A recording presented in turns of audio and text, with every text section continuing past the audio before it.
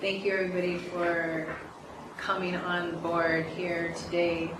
We're going to be speaking about why I do what I do, why I became a nutrition counselor, and so forth, and why I'm starting this broadcast. So first, let's start out with why I became a nutrition counselor. I always wanted to be a nurse at one point in time in my life. I always loved how the body works. I remember very young, I was about 7 years old, and I used to watch, if you're as old as I am, I'll be 50 this year, and back in the day we used to have the broadcast system used to go the TV, right?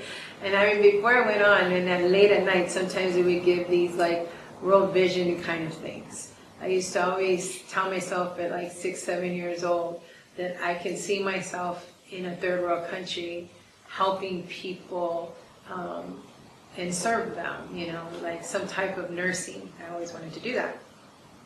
So as time went on, you know, I've always loved anatomy and physiology, and I was so stoked when I got into my sophomore year of high school. I was able to take my first anatomy class and to dissect a cat, and that was the most wonderful thing, even though it was kind of horrific at the same time, because the cat's body is very similar in muscle tissues as us. But I was the only morbid person eating my lunch with a clean hand and dissecting a cat with a right hand, because I absolutely loved being there. I was spending my lunchtime in the classroom. So, and it was my first class that I ever had that I got an A in. I was so happy. So I knew this was the field I wanted to be in. On top of the fact that I knew that I wanted to be some type of police officer, private investigator. I was good at that. So I found out a lot of stuff about my ex-husband. But even in that, what I do now as a nutrition counselor and a holistic practitioner and an herbalist, I basically find the need and the root cause of why your body is functioning the way it is. So kind of what I always thought I would be is a PI and a nurse, kind of putting it all together in a nutshell. So the reason why I became that is because I always knew it was inside me. I always knew to serve people was what it is that I wanted to do. I loved researching things, and I would go on this tangent and rabbit holes of certain things and trying to figure out like, oh my gosh, and this can heal you, or this can help you, and this can make it better. And so trying new things is always what I've learned. Where I've come in the last 10 years is mind-boggling, honestly, because I never thought it would be where I'm at right now today. The reason why I'm doing this broadcast is because I really feel that there's people that need to know what it is that I do and what I know. My journey. I've had many people in the last decade tell me I need to write a book, or I need to put this on a higher level. And I didn't know how to do that. I honestly didn't. Technology wasn't my thing. I mean, I still use words that are from the 90s, but you know, I'm a 70s, 80s kid, so of course I'm going to use words that I grew up using.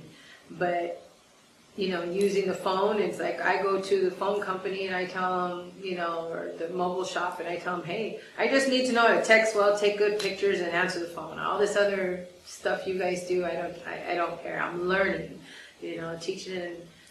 My daughter would laugh right now, teaching this old dinosaur new tricks. So I feel like I need to be able to share my story. It's not so much about selling anything to anybody, because even when my customers come to my booth, I tell them it's not about selling you anything. It's about educating you and teaching you to understand the difference between this and that. Whatever it is that your body needs, that is the most important. Because at the end of the day, nobody's going to care any more about you than you care about yourself. You can't give to anybody else more than what you have. So I've learned that my trials and tribulations in my journey is not for me to house. It's for me to share. It's for me to be able to give to other people like yourselves on what it is you can and cannot do. If I can just help one person, if I can just sharpen one person, I lay my head down, ease. And that is what Virginia is about. That's how Vitality with V came about. That's how me being a nutrition counselor came about. I really feel like when people, I used to get in trouble as a kid for ear hustling, right? And I still ear hustle. Even though I have a hard time with my hearing, I have 2 eardrums that are shot from being in band in high school, and a lot of loud noise and stuff like that from my parents and stuff, music and stuff from way back in the 80s. Being an 80s kid with a boombox on your head, caused a lot of ear damage. So in that, I could hear far, but I can't hear, like, having a conversation. I might ask you, like, what did you say? And turn my head. But I would ear hustle, and I would hear people talking about stuff, and it's like, oh, Lord, do I say something? Do I not say something? And I would say, excuse me, have you ever thought of this? And I'm like, no, I never thought. So it's like what God has given me, the discernment He has given me to understand things, to research things and understand why things are happening and correlate them together with this word. I think it's a need that people need to know. They have to know. And if I can, like I said, share with one person, I would. So when I decided to learn about nutrition, I never thought it would start in the journey that it started with my son. I literally had thought I would be like a typical person and go to school and read it in a book and, take my classes, and somehow, some way it would open up somewhere. I never had thought that I would start out as a vendor at a farmer's market because of my own challenges and tribulations that I was going through with my thyroid problem would open up the door. I never thought that the other door that needed to be opened was my son finding God and me creating a product that helped him, and then me taking a product that helped me. I never thought that that would lead into. And then one day, Frank and I are having this conversation, and he's like, go to school, and finding that right school. And like I had shared on my last episode, that finding that right place was something I needed to find out that would comfort me in the ability for me to learn well. And so when I did find that school, I wanted to know more, because it was like I knew a lot of things, but there was a lot of little holes in my thought process that I needed to fill, and they would fill those gaps, right? And then in that gap filling, I was like, I want to know more. I want to know more. And I was like, okay, well, this herb does that. I was like, wow, like, what else does it do, And so I started researching more. And I've done so much research on my own prior to being a nutrition counselor.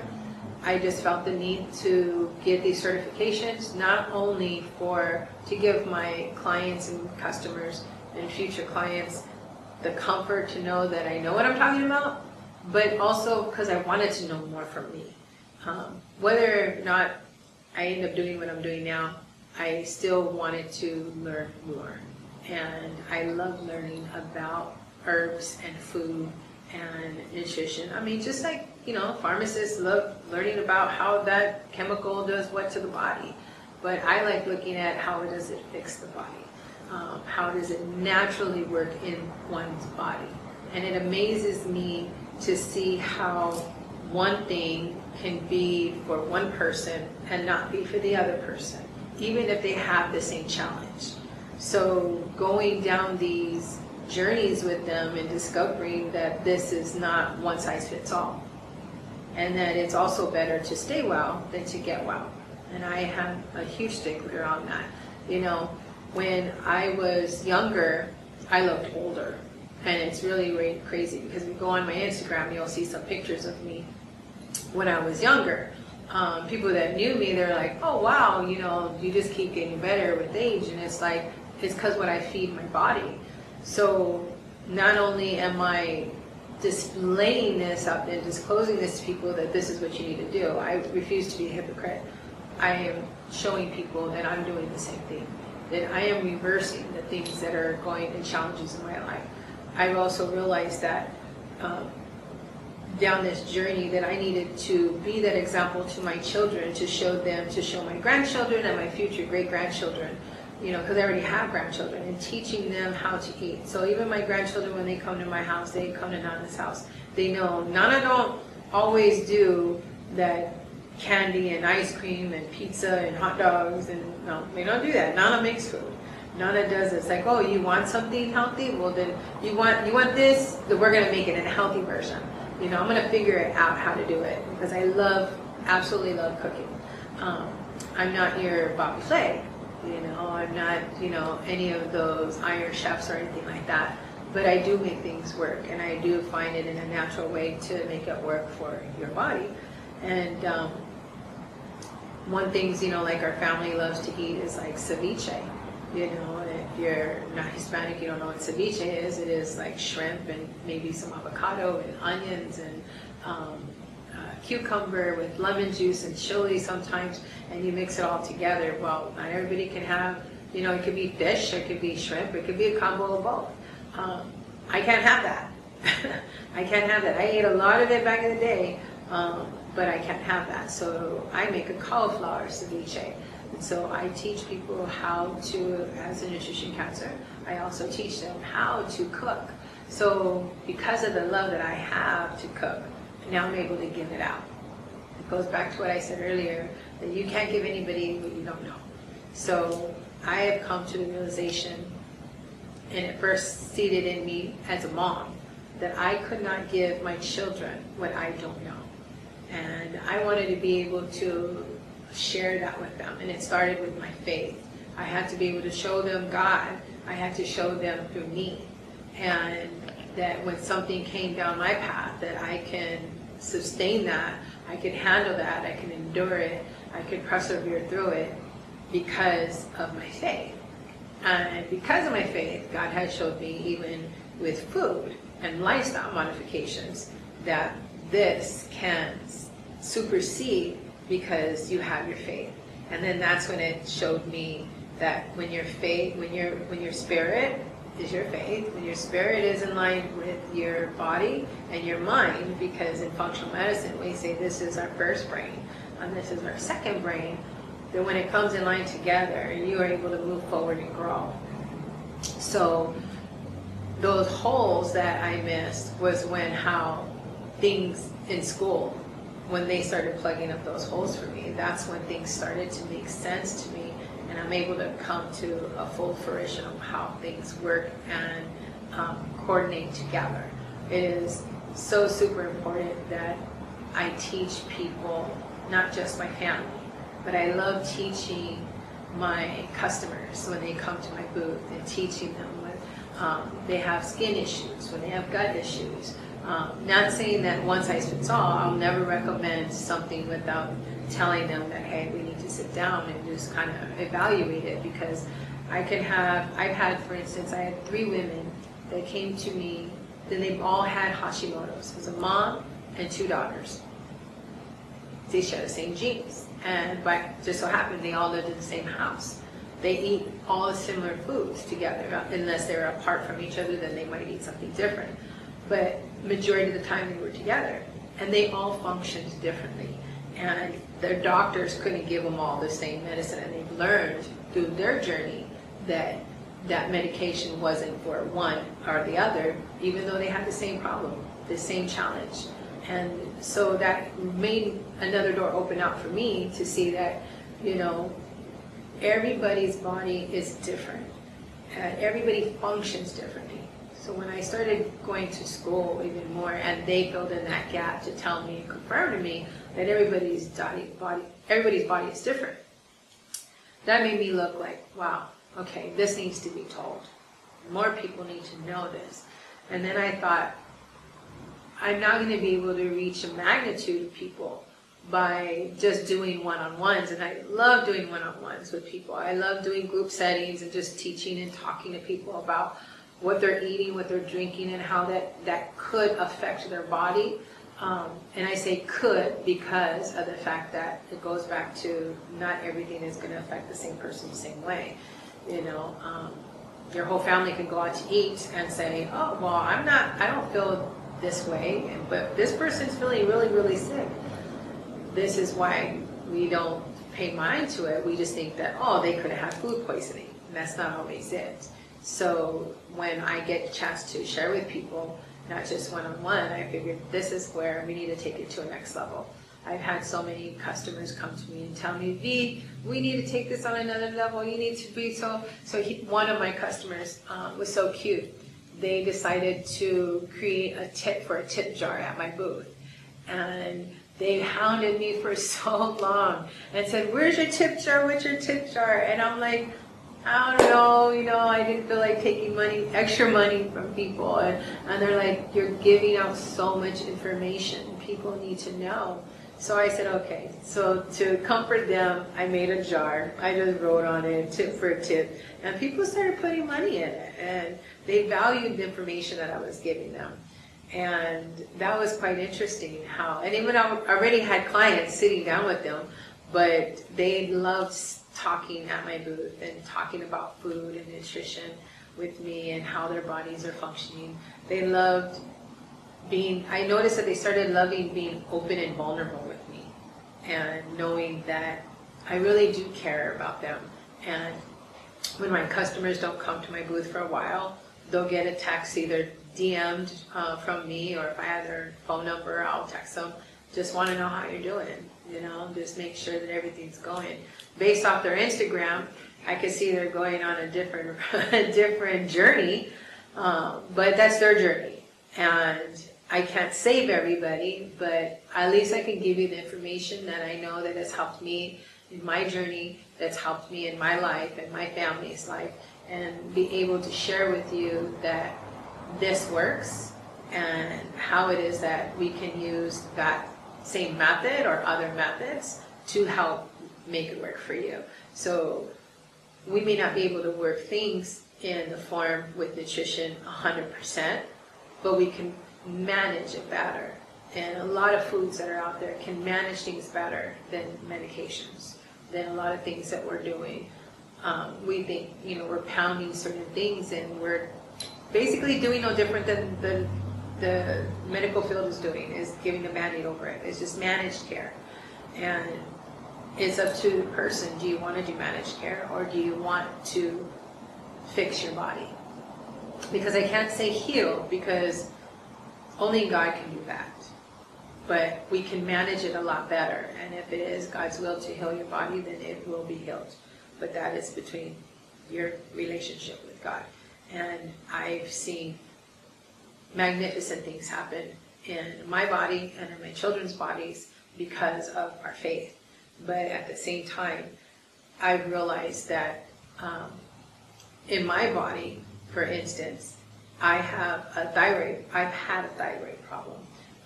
It was misdiagnosed for very many years.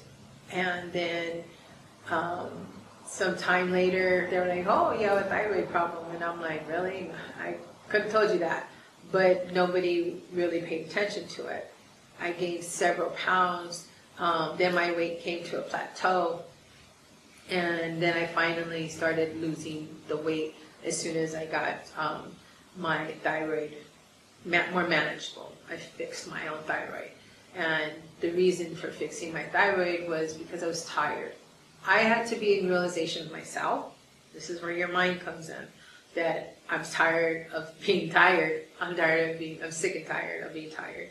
And then when I finally realized that that was where I was at, it's kind of like going to AA, right? You're in denial. You have to be in acceptance that you are an alcoholic. Same thing. I was tired of being sick and tired. Now I'm willing to make the decisions and figure out what to do. And realizing that being a donor, like I said on my last episode, that being a donor for 24 years was the beginning of why I ended up having a thyroid problem. And even though my intentions were to help save people's lives, and being on that wall of fame at the donor center, to just prove to myself that I can help people. I'm like, I can't give them money, but I can give them my blood. I can give them my plasma, and I did that. But in that, it was the foundation that caused me to have a thyroid problem. A lot of people don't realize that being a donor can cause you to have a thyroid problem, and it's what started mine. Then my lifestyle had went on a little bit of a rabbit, on a different journey, should I say. Went on a different journey for a while, and that fed it even more. The stress levels that I was on fed it even more. And then when I come to the fact that a certain product that's out there, it's not even a product, it's a natural product that God made. I didn't do it. I just put it in a jar now. And I realized that this product really helped me. And with lifestyle modifications, that's what really, I healed my own body. When the medications that they were giving me, or they wrote out for me, I cashed them in. I got the prescriptions. I went to Walmart and I got it, but I never took it. And then there was a part of me going, oh, maybe I should take it. Like, you get in this headspace. And so I took it probably a few times, but not more than a week. And I was glad that I did, because some months later, Walmart sent me a letter in the mail saying they're recalling my medication. And my liver and my kidneys say thank you now. Because, I mean, nothing is promised, right? I mean, they're giving you the medication to potentially heal you, to fix you, whatever verbiage they want to use. And I'm putting my faith in that. And I was like, I can't. I had to take the bull by its horns and take ownership of my own body and understand my body. So I had to learn how to understand what my body was saying. And every time I went to the doctor to tell him, this is what's going on with my body, this is going on with my body, I'm like, no. And I would eat this certain food and then realize, like, I would have this pain. Why? Like, it's not, and it might not even be something that's bad, it could be healthy stuff.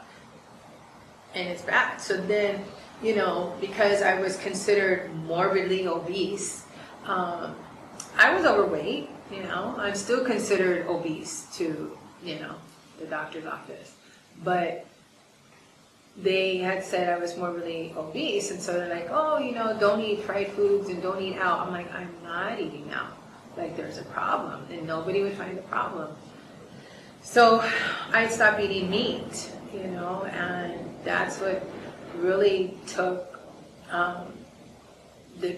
took toll into my journey and started setting that foundation. I mean, yes, having my child and him being ill,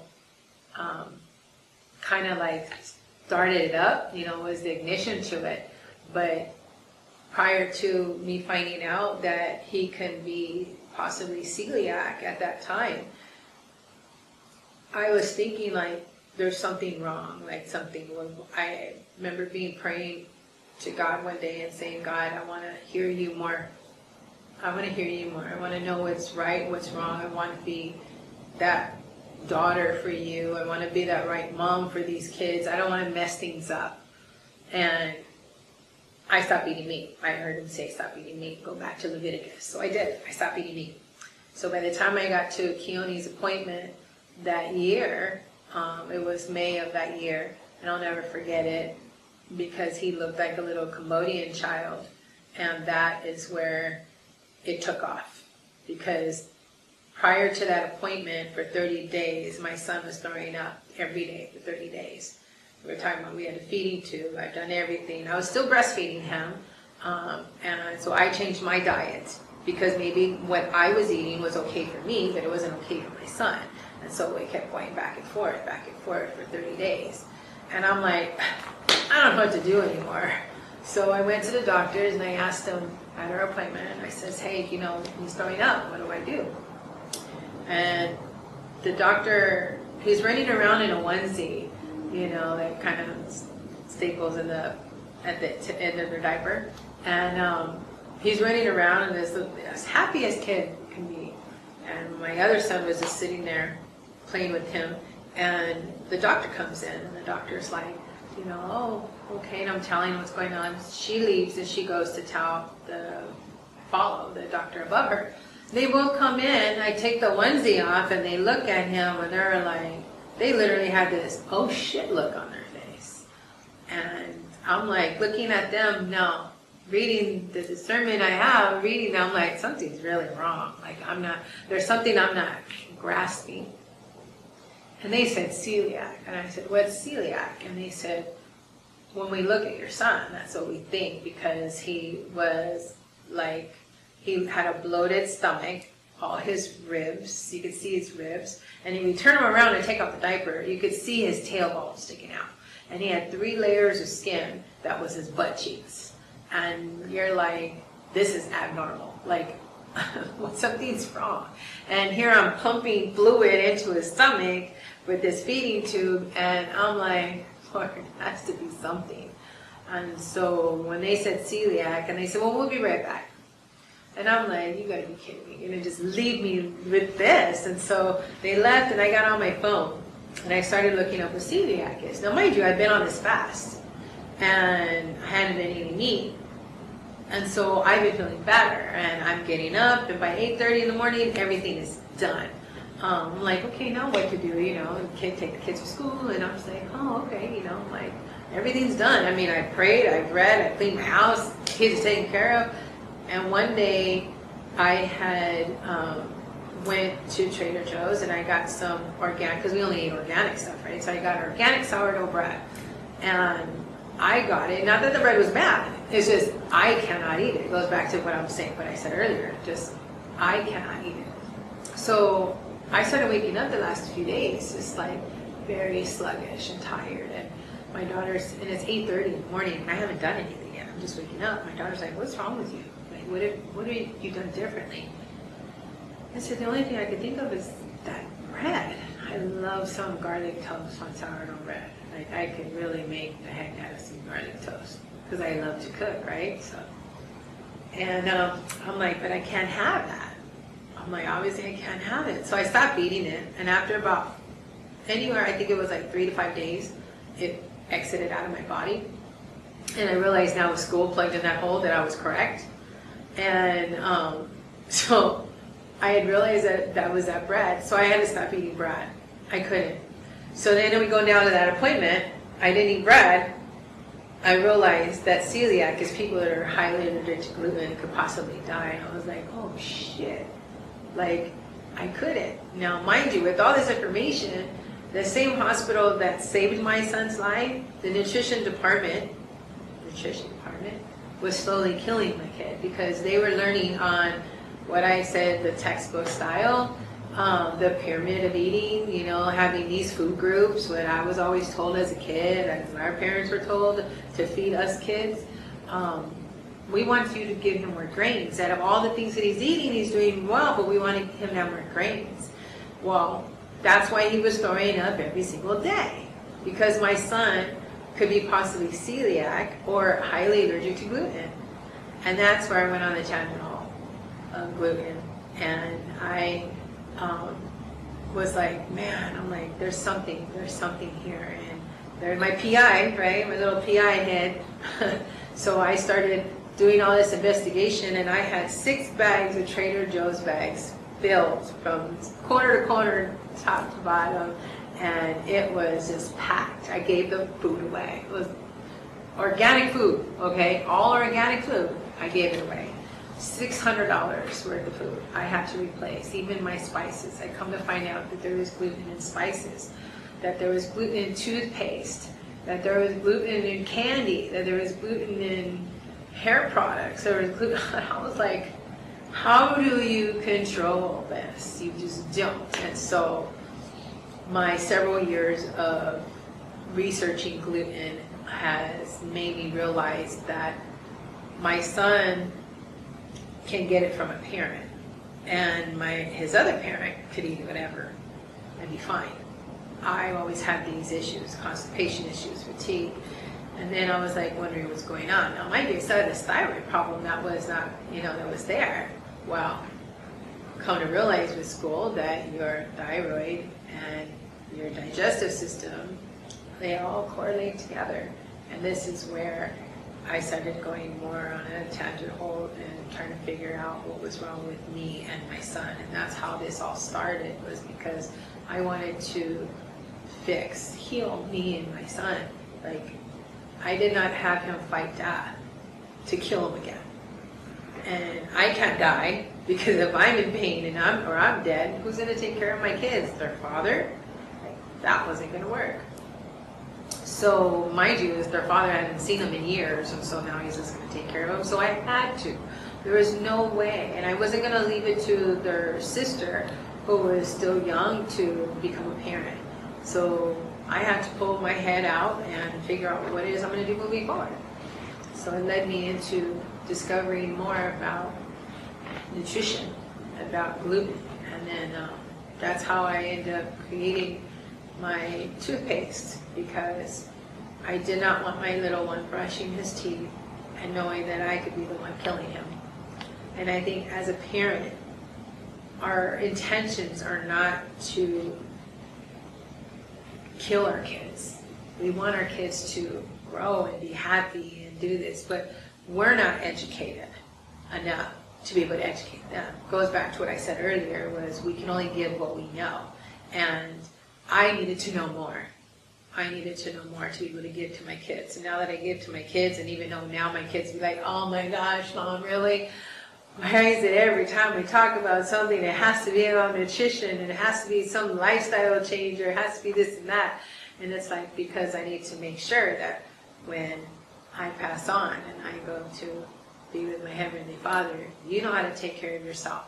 And you know how to take care of my grandchildren. And my grandchildren know how to take care of, Lord willing, they're my great-grandchildren, right? And I can't leave a legacy of riches, fame, and fortune right now. But at least I can show them how to persevere, how to endure, how to figure out things, know their own bodies, and how to make the best choice for themselves. So it all came down to, now that I know this, and people come to me and they say, my gosh, you know so much, and the love that I have for people, I needed to come to this point. So I'm excited to know where this is going to take us, and I don't know everything, but what I do know, I'm willing to share my life experience and my journey with everybody. Thank you for tuning in with me. Please like and subscribe. That is it for today. See you next time.